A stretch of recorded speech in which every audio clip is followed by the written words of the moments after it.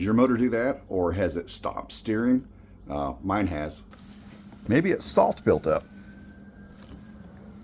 That, my friends, is all salt from thousands of hours in salt water.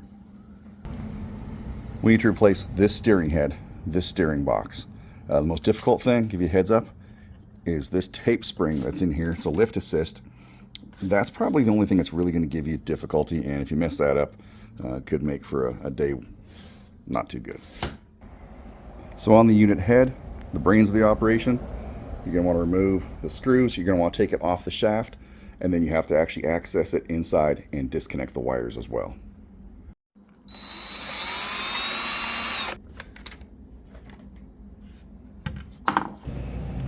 All right, we cut off the heat shrink. All right, and that's just a 5-pin communication cable, rubber boot, nothing special to it. So now we're disconnected on that. Got to remove the rest of the head assembly itself. Your shaft length adjuster, you want to take that off. All right, now you got to figure out how to do this bad boy. It's like a measuring tape, like a metal measuring tape in there. That's what the silver band is. It's a spring, but it's a tape style spring. If when you are working on it, you let go of it, and this thing goes flying and pulls itself inside here. Have you ever tried putting a tape measure back together? I think it'll be the same. I don't know. So wish me luck. And there's 4 screws in there. All right, I've got those 4 screws out. And then this back piece should just come off. So we've disconnected that now.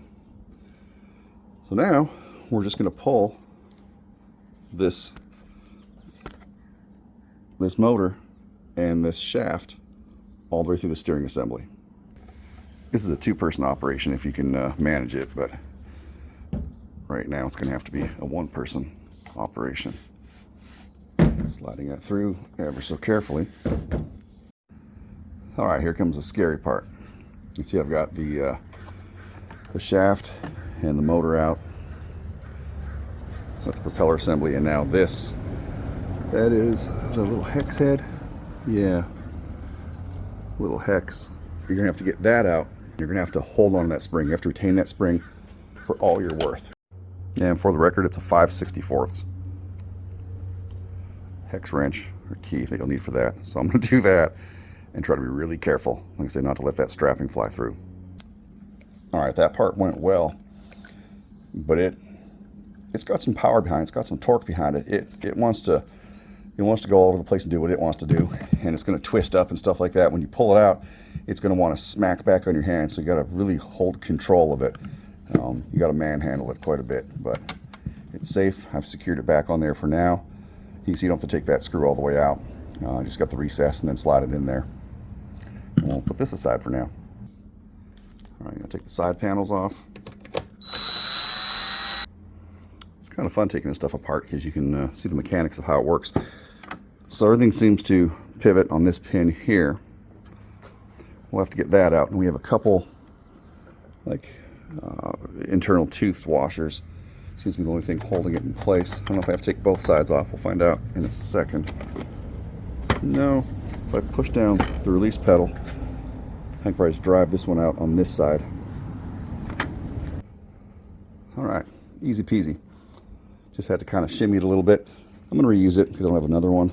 I'll probably pound it with a hammer a little bit. Just give it a light tap, push those teeth back in, make it grab a little better. It slid off probably more than it should have, or easier than it should have. All right, retain these grommets. Actually, I guess they're bushings, not grommets, but there's one on each side. Keep those. All right, to get your power switch cover off, you just got to kind of wiggle it and figure it out. There's no hardware that holds it in place. So now we've got to see where this goes. So similar as the top control module. So the wire coming off the steering head goes through this grommet. It's a stress relieving style, so you'll have to either jack the screwdriver, get it out, or have a replacement. And then same process as before, we're going to cut off that heat shrink. All right, once you have that off, just kind of line it up, figure out where it needs to go, put it back on. You're going to need good strong pair of pliers to squeeze that back on. Excuse the rust. We live in the Pacific Northwest. There is nothing that is not rusty. Stainless rusts out here. But yeah, that's pretty easy peasy. All right, we got the wiring put back through. We got that stress relief grommet. There's a special name for it, can't remember. Put back in. Got this top cover put in. So now we can't forget about the spring. Don't rush and just throw that that motor shaft back in. So we've got to feed this through. And again, this is definitely a two-person job, but we'll make it work. So just reverse the process we did to get it out. Turns out getting a spring back through here is the most difficult part of the job by far. I'm sure someone online has a slick, quick, and easy way of doing it, but half the fun is figuring it out yourself and making mistakes. So I got a piece of reinforced marine hose. What I'm going to do is feed this into there, just kind of a few inches, and just push it along. If you try to feed this in directly, it's not going to go. There's a lip on the inside that's going to catch on you, plus all the way along this thing scrapes. This thing, if you've never wrestled a metal anaconda or a boa constrictor, this thing is it. Its job is to cut you, hurt you, slap you in the face. So we'll see if this works. That went incredibly slick. So I don't know what size hose that is. What is this? 5/18 they're saying ID. I mean, and all you really need is a, you know, if you got to buy a piece, get like a 2-foot piece. I promise it makes life so much easier. And now this bad boy has got to get fed back through there. All right, got everything back in. A little worse for wear, but not bad. All right, got the shaft back through the steering head. Got all the stuff. Got that spring. Again, that hose deal worked really, really well. Got the power wired up. Now we just have to put the control head back on, and we'll fire it up and we'll do some tests and see if it works. Another little tip: when I was feeding it through everything, I taped it together and made life a lot easier going through the steering head and everything. All right, powered it back up. Got the control head on, and I can't remember the last time it's been this quiet.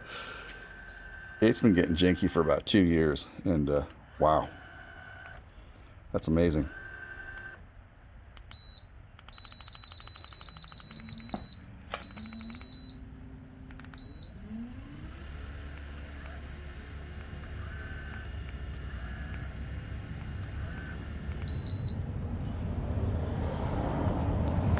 Purrs like a kitten.